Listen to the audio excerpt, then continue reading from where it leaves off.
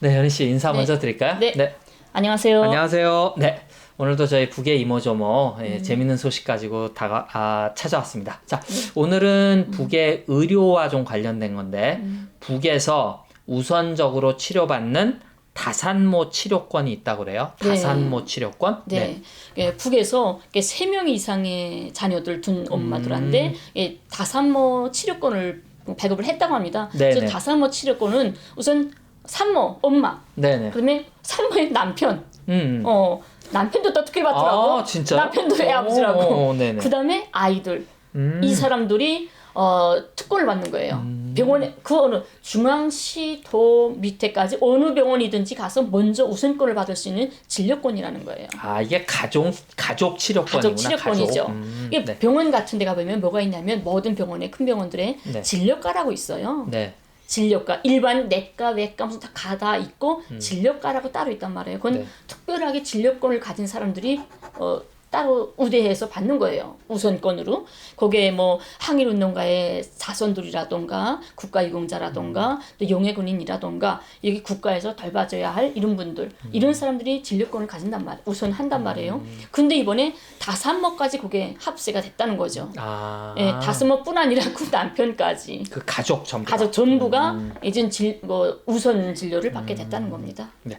근데 이거는 좀 합리적인 것 같아요. 그러니까 저는 다산모 치료권이라 해서 뭐 아이들을 기르는 데 관련된 혹은 엄마니까 엄마로서 산모로서 어떤 뭐 치료받을 거에 대한 그것뿐만 아니라 그 가족이 전부 다 그죠. 대우를 받는. 네. 원래 3명부터 뭐가 있냐면 우리가 하루에 8시간 노동제 아닙니까? 네. 8시간 노동제인데 6시간 노동제인 부류가 딱 2부류가 있어요. 아, 6시간 노동을. 네. 타가서 아기를 가진 엄마는 6시간 노동제입니다. 그래서 2시간에 한 번씩 30분 동안 타가소에 가서 공장 기업소마다 다 타가소가 있지 않습니까? 의무적으로. 거기 가서 애와 젖도 먹이고 애와 놀아주라는 시간이 노동법에 규정이 되어 있어요. 그러니까 그게 6시간 노동제로 되거든요. 그게 첫 부류고 두 번째 부류는 미성년자 3명을 둔 애 엄마는 6시간 노동제입니다. 그러니까 이 엄마들은 6시간만 일하고 2시간 먼저 퇴근해서 집에 가서 학교에서 돌아오는 애를 맞을 준비를 하라는 거예요. 이 엄마들이 6시간 노동제인데 그래서 3명 이상의 엄마들이 받는 특권이 이런 거였어요. 6시간 노동제.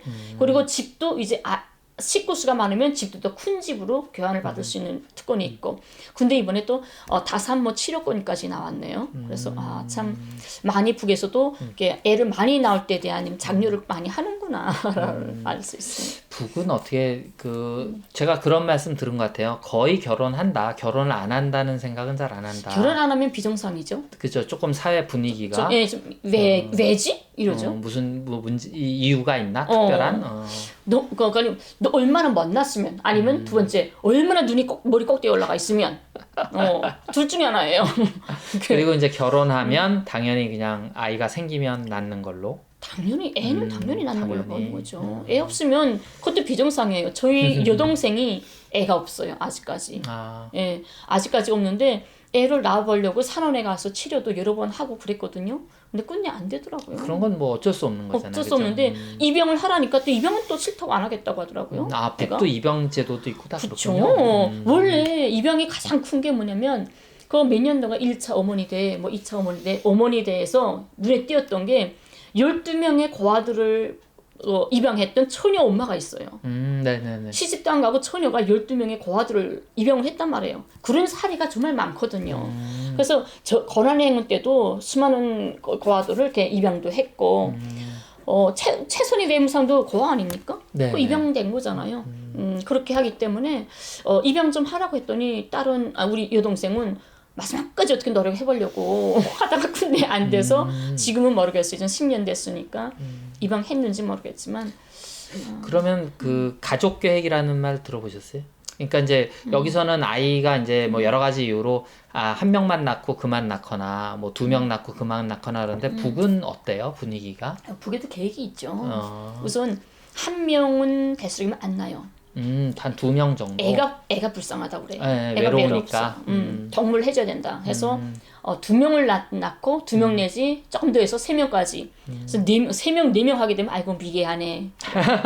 이게 너무 많으면 이제 미개하다 그러거든요. 너무 많으면 엄마가 뭐 심실새가 있겠어요. 가지 많은 나무 뭐 잠잘 새 없다고. 네네. 그래서 그래서 이제 문화를 조금 이제 생생하게 지내다 네. 오셨으니까. 근데 또 거기서는 근데 북은 이런 말도 있잖아요. 교육을 뭐 국가에서 당에서 다 시켜준다. 당연하죠. 태어나서부터 북에는 태어나서 6달부터 저직 생활을 해요. 네. 6달부터 나가서 엄마 따라 나가서 타가서 생활을 해야 되니까. 그때부터 국가가 책임지고 타가서 유치원 학교까지 다 국가가 책임을 지는 거 아닙니까? 그러니까 그래도 아무리 국가가 애를 덜 봐준다고 해도 아이고 손 갈 게 많죠 엄마들이. 그러니까. 애들이 또 애들 조금 크면서 저희끼리 싸움하고 어쩌고 힘들죠. 저도 제 탁 밑에가 남동생인데 정말 싸움 많이 했어요. 머리끄대 잡고 싸움하고. 제가 여기 흠집이 있는데 남동생한테 그 까불캔 흠집이 아직도 있거든요. 잘하면서. 네. 아니 근데 그 타가소는 그러면 몇 살부터 다니는 거예요, 애들이? 타가소 6달부터 타가소 나가는 거죠. 6달. 6달. 그죠. 그러니까 네. 출산 휴가가 240일이잖아요. 그러니까 출산 전에 2달, 출산 후에 6달이란 말이에요. 그리고 나서 이제 직장으로 나가면서 이제 애를 데리고 가야 되겠죠? 네, 그래서 4살까지 타가소를 다녀요. 4살까지. 예, 5살, 6살이 이제 유치원, 낮은 반, 높은 반 되고 7살에 초등학교 입학을 하고 이렇게 되죠. 그런 식으로 쭉. 그래서 이제 북은 아직은 이제 때가 되면 결혼하고 결혼하면 뭐 아이가 생기면 당연히 아이를 낳는 걸로. 그죠. 그게 정상이라고 보는 거죠. 남쪽에 왔을 때 정말 놀랐어요. 제 주변에 있는 사람들 80세, 90세 나는 할아버지들도 완전 수청왕이더라고요. 그러니까 제가 그 질문한 의도를 조금 아시죠? 왜냐면 여기는 분위기가 좀 다르니까. 네. 그리고 40대, 50대 내 친구들도 다 처녀들이 많아요. 그래서 왜 시집장가 안 갈까? 근데 이제 또 만나시는 부류가 좀 운동권이라서 약간 그 숫자가 많은 건 사실이에요. 근데 그죠. 요즘에 이제 젊은 친구들도 뭐 많이 들어서 아시겠지만 이제 결혼을 선택하지 않는 친구들도 많고 그다음에 또 결혼해도 이제 아기 키우기가 워낙 힘드니까 그 또 이제 선택 안 하는 경우가 많아서 그쵸. 이제 북하고는 좀 이런 게 차이가 있구나. 그죠? 네. 제가 한번 10명 정도 이렇게 앉아서 뭐 네네. 식사했던 자리가 있는데 한 8명이 덕신이더라고요. 진짜. 그래서 이규재 의장님, 권원 선생님 뭐 해가지고 한 8명이 다 덕신이에요. 와, 그러니까 정상적인 사람이 이상한 사람들이 비율이 높다, 좀 높긴. 너무 높더라고요. 이거 뭐지 하고. 아니 근데 일반 이게 비율은 그렇게 높진 않은데. 그죠. 그러니까 제 주위에 있는 분들이 비율이 높더라고요. 네네. 그래서 저희들 뭐 이제 북에 대해서 북이 이런 걸 하는구나라는 걸 이제 보면서 우리도 사실은 마음만 먹으면 할 수 있는데 되려고 할 수 있는데 네. 왜 이런 것들이 되지 않을까를 한번 좀 생각해 보는 것도 좀 의미가 있을 것 같아요. 네. 그러니까 이제 요즘 젊은 친구들 우리식으로 생각하면 뭐 때 됐으니까 결혼해, 때 됐으니까 아이 낳아 이렇게 좀 또 강요하는 거는 저는 여기서 계속 자랐으니까 대한민국 사회에서 그거를 저는 이제 거부하거나 싫어하긴 하는데 내가 낳고 싶은데 여러 가지 환경 때문에 결혼을 못 하다 뭐 흔히 여기서 뭐 3포 4포 이러잖아요. 맞아요. 예, 뭐 그런 외부의 환경, 외부의 요인 때문에 결국 돈 때문에 뭐 이런저런 이유로 이제 그런 걸 포기하는 거는 저는 그건 아닌 것 같아요. 저 북에 이런 말이 있어요. 어떤 남자가 결혼을 했어요. 네. 결혼하고 나니까 장가가고 나니까 너무 좋은 거야 그 생활이 부부 생활이니까니 이렇게 좋은 걸 좀 더 빨리 갈 걸. 그건 유머지만 그러니까 사람들이 다 하게 정상적인 생활에서 좀 단란한 화목한 가정에 애까지 두고 좀 이런 생활 하고 싶은 사람도 있잖아요.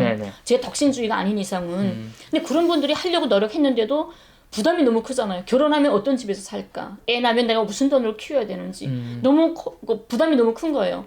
그래서 저는 여기 남쪽에서 정부에서는 애 자꾸 많이 낳으라고 하잖아요. 말로만 많이 나라고 하면 어떻게 나와요? 낳아서 키울 수가 없는데.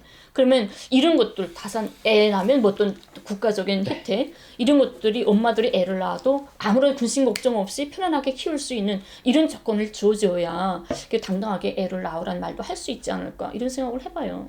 그리고 제가 느끼기에는 더 큰 거는 지금 말씀하신 것도 다 되고 교육이 제일 좀 문제가 돼요. 그쵸. 전에 바이올린도 말씀하셨는데 제가 그 방송 나가고 이제 댓글 쭉 보니까 한국에서 어떻게 바이올린을 배우냐. 그 사실은 진짜 그지 옛날에 이게 농담인데 옛날에 김연아라고 피겨 스케이트 선수 있잖아요. 그거 보고서 이제 우리가 농담처럼 이제 아우 딸라면은 피겨 시켜야지 하면 뭐 돈도 많이 벌고 유명해지고 뭐 막 얘기하다가 그 유머의 끝이 뭐냐 하면 아유 결국은 나는 돈이 없어서 공부나 시켜야 되겠다.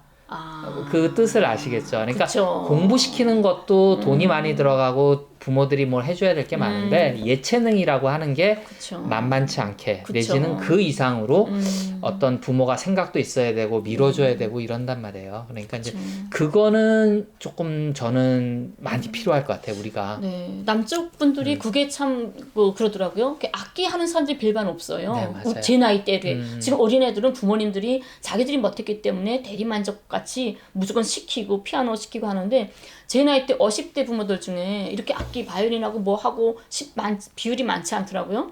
그래서 그런 거 보면서 참 우리 이 예체능, 네. 예체능만은 정말 국가에서 여 정도 사교육 좀 학교에서 업무적으로 좀 하나씩 악기 배워주면 얼마나 좋을까. 부모들이 그런 걱정만 안 하게. 이게 남쪽의 어떤 대학생 대표가 평양을 방문했었어요. 네. 근데 평양 대표가 남쪽 대표한테 질문을 했습니다. 우리 평양은 북은 누구나 다 학교에서 업무적으로 악기도 배우고 운동도 하고 하니까 북쪽 대표가 남쪽 대표한테 물어본 게 운동은 무슨 운동을 하고 악기는 무슨 악기를 합니까? 물어봤어요. 그랬더니 악기는 하는 거 없고 운동은 통일 운동합니다 하고 대답을 한 거예요. 그래도 그 재치가 있네. 그죠. 남쪽 사람들이 머리는 잘 돌아. 그래서 북쪽 사람이 막 웃었다는 거죠. 네. 그 우리 너무 당연한 걸 물어봤는데 그 사람들은 아닌 거야 이게. 이게 참 안타깝다. 악기는 이거 하고 운동은 통일 운동하고. 근데 이제 그게 뭐 저는 노회찬 의원님을 개인적으로 좋아하는데 대부분 좋아하실 거예요. 근데 그분이 첼로를 하세요. 와, 첼로리스트구나. 네, 그래서 멋있죠. 이제 그분이 뭐 이렇게 여러 가지 이제 정치 활동 하시니까 이제 이런저런 이유는 이제 첼로 하는 거를 한번 사진 찍었는데 저 조중동에서 뭐라고 공격을 했냐면 첼로를 연주하는 부르주아지가 무슨 노동운동이냐. 지금 연희 씨 웃는 거 보이죠? 지금 대한민국에서 우리는 그런 마음이 저부터도 갖고 있다고요. 근데 그게 잘못됐다는 거죠. 그게 잘못됐다는 거죠. 그러니까 돈의 많고 적음이 아니라 그 어떤 그 노회찬 의원님의 여러분 많이 좋아하시겠지만 그 여유나 유머는 결국 그런 거에서 나온다고 생각하거든요. 그러니까 이제 사회운동하고 데모하고 하다 보면 사람이 강팍해질 수밖에 없거든요. 그쵸. 그분이 아무리 힘들어도. 근데 어린아이처럼 이렇게 유머를 갖거나 여유를 갖기 힘들단 말이에요. 그래서 멘탈들이 많이 약해지는데 이제 노회찬 의원님 그런 어떤 첼로를 했던 그런 거 그리고 이제 그분이 뭐 이제 펜싱도 좀 하셨대. 그건 돈이 많아서가 아니라 그 중학교에 펜싱 대표를 나갈 사람이 없는 거야. 그래가지고 이제 자신들이 이제 준비해서 나가게 되고 뭐 이런 것들 이제 그런 것들이 사실은 공부만이 아니라 이런 인성교육이 되지 않으면 지금 그렇죠. 서울대 나온 검사 판사들을 양산하게 되는 거 아니겠습니까? 네. 그렇죠. 남쪽에 오니까 노래방이라던가 유흥업소 엄청 맞아요. 발달돼 있잖아요. 근데 그게 이 노동 속에서 사업 활동 속에서 너무 스트레스 많이 받으니까 어디 풀 데가 없으니까 막 석에 있는 같이 뭐 맞아요. 상사인데 짓밟히고 옆에서 치우고 하는 걸 풀려고 가는 거잖아요. 그거를 자기 취미생활 악기를 한다거나 이런 것들을 할 수 있는데 그 취미생활을 못 하니까 그런 거 하는 거잖아요. 그래서 악기, 음악이나 노동이나 생활성에서 음악을 모른다면 그건 진짜 너무 빡빡한 생활이죠. 그건 정말 사람 그런 것 같아요. 인간 생활 하는 것 같아요. 그러니까 그 노동 자체도 내가 하고 싶어서 하는 게 아니라 그냥 돈 벌어야 돼서 밥벌이로 억지로 하면서 그런 어떤 그 예체능의 어떤 그런 여유까지 없다 그러면 정말 사람이 힘들죠. 그래서 저는 이런 것들은 그러니까 배워야 된다고 생각하거든요. 그러니까 그 나이가 들어가면서 이제 중년 남성들이 이제 대한민국이 생존의 문제는 해결됐는데 취미가 없는 거야. 자기 취미가. 이런 그렇죠. 것들이 우리가 혁명이라고 하는 게 다른 게 아니라 그 개혁이라고 하는 게 다른 게 아니라 우리는 개인의 삶도 좀 돌아볼 수 있는. 네. 그렇죠. 좀 여유 있는 삶을 살았으면 좋겠어요. 그래서 연희님이 여기서 이제 바이올린도 좀 우리 가르쳐주고 그랬으면 좋겠을 텐데 바빠가지고. 네. 그래서 저희가 북에서는 우선적으로 치료받는 다산모 치료권도 있다라는 걸 가지고 우리도 이런 배려 그리고 아이들을 뭐 낳아라 말씀하신 것처럼 그게 아니라 아이들이 그렇게 커갈 수 있다 그러면 그 커가는 모습을 결국 부모는 보면서 행복해하는 건데 그쵸. 아이가 나처럼 또 힘들고 이 거친 세상에 살아갈 거를 하는데 누가 자기 자식을 그런 거친 세상에 던지려고 이 각박한 세상에 던지려고 낳고 싶겠어요. 그쵸. 예, 그래서 그런 것들이 좀 준비가 됐으면 좋겠다 하는 소망이 생깁니다. 지금 남쪽의 어머니들 보면서 딱 한 가지 서박한 소원이 그거예요. 제와 이 남녘의 엄마들이 애들의 교육 문제, 사교육에만은 사육 교육에 쓰는 돈만 좀 안 쓸 수 있는 제도가 생겼으면 좋겠다. 그게 제일 바랍니다. 그러니까 사교육에 돈을 써서도 뭔가 좀 제대로 된 뭐가 풀리면 좋은데 돈을 써도 안 되는 게 이 구조니까 예, 정말 힘들죠. 네. 자, 그리고 이제 그 다음으로 저희가 가져온 소식은 이제 코로나가 다시 3차 유행기로 넘어가면서 그쵸. 지금 수도권도 연말 연시까지 이동을 좀 자제해달라 이렇게 저희가 공동체에 좀 당부하고 있는데 이제 북이라고 뭐 예외는 아니죠. 방역이 잘 되고 있지만 북도 긴장할 수밖에 없는 거고 이런 속에서 북이 좀 색다른 그 발표를 했는데 우리는 외부 지원을 받지 않겠다. 라고 네. 얘기했어요. 좀 소개를 해주시죠. 네, 지금 전 세계에 다시 또 재확산이 일어나고 있지 않습니까? 네. 그거를 북에서 언급을 하면서 우리는 이 외부 지원은 받지 않겠다라고 재차 천명을 하게 됩니다. 네. 그래서 노동신문 하게 되면 북의 노동당 기관지죠. 노동신문에서 19일 날 비상방역사업은 당과 국가의 제일 중대사라는 제목의 런설이 나왔습니다. 거기서 없어도 살 수 있는 물자 때문에 국경 밖을 넘보다가 자식들을 죽이겠는가? 아니면 버텨 견디면서 자식들을 살리겠는가 하는 운명적인 선택 앞에 서 있다라고 지적했습니다. 네. 아주 가슴이 막 뭉클했어요. 네. 그래서 저는 이제 여러 가지로 해석이 될 수 있을 것 같은데 이게 이제 이인영 통일부 장관이 우리가 뭐 코로나 방역에 물자가 많아서가 아니라 없고 힘들더라도 같이 나누는 게 진정한 형제의 정이 아니겠느냐 하면서 이제 제안을 했는데 이제 북에서는 공식적으로 비슷한 그 얘기를 하면서 거부했어요. 네. 근데 저는 이렇게도 생각해요. 좀 다르게 보면 정세현 지금은 전 통일부 장관이죠. 이분이 한 인터뷰에서 이런 얘기를 하셨어요.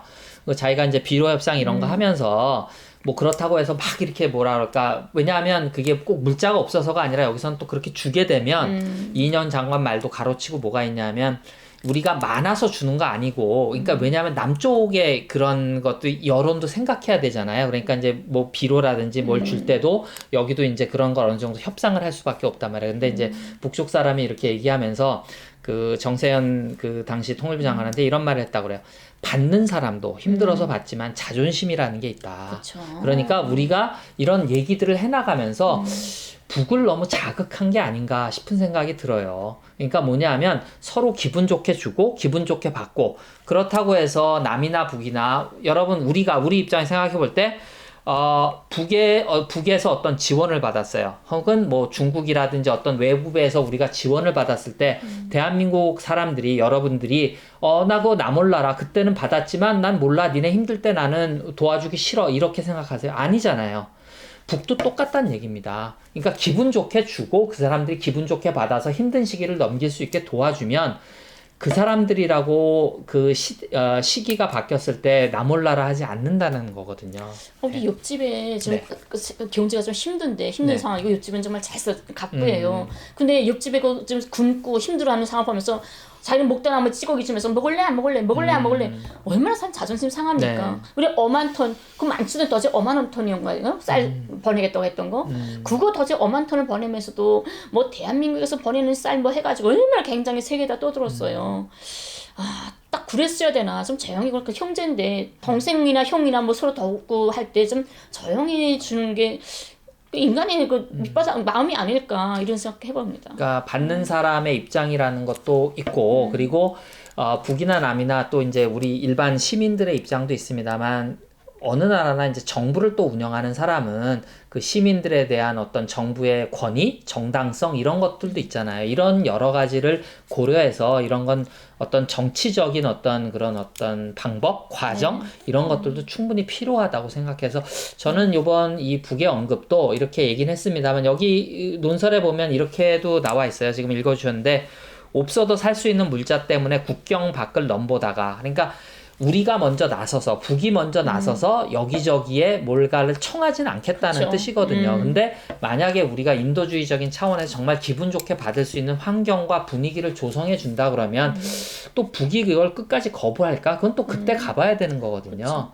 그러니까 서로 도움을 줄 수 있을 때 우리가 평창 올림픽으로 부드럽게 어떤 환경을 만들었듯이 이 코로나 방역을 넘어가면서 같이 힘든 시기를 넘었다는 어떤 이런 기억을 만드는 것도 통일의 과정 중에 되게 도움이 많이 되지 않을까 싶습니다. 네, 네. 그리고 저는 마음가짐이 가장 중요하다고 생각을 해요. 네네. 평화 통일을 원한다 하면서도 남쪽 사람들이 북에 가서 집단 체제를 봤는데 똑같이 두 명이 지금 한마디씩 했는데 한 명은 그 집단 체제 어린이들 체육하는 거 보고 와 정말 아름다운 하나의 예술 합폭이다 멋있다 이렇게 말을 하는데 한 명은 얼마나 채찍으로 애들 때리고 몰았으면 저 정도로 하나같이 움직이게 만들까 이게 마음이 다르단 말이에요. 네. 바라보는 시선 또 한 사람은 그냥 농촌길 하게 되면 아 우리도 언젠 그랬던 적이 있었지 하고 편안하게 바라보는데 어떤 사람은 아유 저게 지지리도 못 사는 것 찍어서 알리려고 하고 이런 마음가짐이 없으면 상대가 그런 진심 어린 마음을 가지지 않았다고 생각하면 받아들이겠습니까? 그러니까 우리가 지금 말한 것처럼 그런 마음으로 우리가 남쪽에서 북에 그 여러 가지 지원을 할 수가 있잖아요. 근데 진심으로 해주면 괜찮은데 이때까지 정말 탈북자들이 코로나 병균까지 사가지고 북에다 페트병 날리고 삐라 날리고 그러지 않았습니까? 또 우리 정교인의 탈을 쓴 사람들이 북에 몰래 들어가서 설교하고 뭐 못된 짓 하다가 미국인 60명을 잡았다가 그 미국에서 펌페오가 데려갔나요? 데려갔고 현재 남쪽 사람이 60명이 또 억류되어 있지 않습니까? 그 중에 3명은 탈북자고. 네. 예, 그런 것들이 그렇게 나쁜 악의 마음을 가지고 올 수도 있단 말입니다. 북에다가 지원한다는 명목으로 거기에 뭘 들여보낼지 어떻게 알겠습니까? 코로나 균을 들여보낼지. 그러니까 북에서 말한 것처럼 순간 잘못하면 저국가 인민의 생명이 이 코로나에 농락당할 수 있다. 이걸 위험하다고 말을 했거든요. 전 세계가 지금 코로나에 농락당하고 있지 않습니까? 미국 같은 경우를 보게 되면.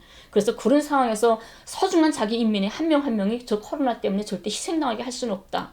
이게 기본인 것 같습니다. 네. 그러니까 우리가 이 발표에 전사와 후사가 있지 않습니까? 앞뒤의 흐름을 보시고 여러분들이 조금 판단을 해주시고 어떤 게 올바른 방향인지. 그래서 지금 여기 뭐 기사를 옮겨 쓴 사람처럼 뭐 세계 각국에서 코로나19 사태가 악화되는 가운데 뭐 북한이 더 빗장을 한층 굳게 걸어 잠그고 뭐 지원을 거부하고 있다 이렇게 보실 것이 아니라 북은 이제 북도 정부의 입장이 있는 것이고 그리고 이제 그동안의 어떤 전사나 후사가 우리가 북이 대화를 거부할 수밖에 없도록 이렇게 만든 측면은 없지 않는가. 이런 것들도 좀 고민해 봐야 되고, 이인영 통일부 장관을 비롯해서 이제 지금 남북 교류 협력법이나 코로나 언젠가는 종식된단 말입니다. 그렇죠. 그리고 나서 우리가 교류를 시작했을 때, 우리가 그때 도와줘서 뭐 북에서는 반갑고 고마웠다라든지 우리는 우리도 받아줘서 정말 감사했다, 기뻤다, 즐거웠다, 도와줄 수 있어서. 뿌듯함이죠. 그렇죠. 이런 것들이 조금 이렇게 대화를 풀어갈 수 있는 고리가 되는데 이거를 이렇게 딱 묶어버리는 것은 아닌 것 같아요. 그래서 끊임없이 반응이 없더라도 먼저 제스처를 취해주고 하다 보면 또 저쪽에 제스처가 올 것이고, 왜냐하면 그 이전에 분위기 좋았는데 그 지금 연희님 말씀하셨듯이 그 박상학이 그놈들 때문에 삐라 날리고 전단지 날리면서부터 이게 확 경색이 그쵸. 왔거든요. 근데 그 전에 보면 2018년 이후로 2019년 한 1년 동안의 어떤 냉각기가 있었단 말입니다. 이제 그런 것들이 이런 사태들을 가져온다는 걸 우리가 충분히 이해하고 움직였으면 좋겠습니다. 그렇죠. 네. 그래서 하루빨리 이거 코로나 빨리 조금 좀 안정돼 가지고 개성공단하고 금강산 빨리 열려서 우리가 좀 편안하게 왔다 갔다 할 수 있는 날 빨리 왔으면 좋겠습니다. 네, 그러니까 코로나가 풀리면 바로 우리가 일을 그쵸. 시작할 수 있도록 좀 물밑 작업들을 우리가 해야 되고, 뭐 저희 방송 봐주시는 분들은 충분히 그런 흐름을 알고 거기에 좀 힘을 실어주셨으면 좋겠어요. 네. 자, 오늘 방송 여기까지 할까요? 네. 네네. 여러분 감사합니다.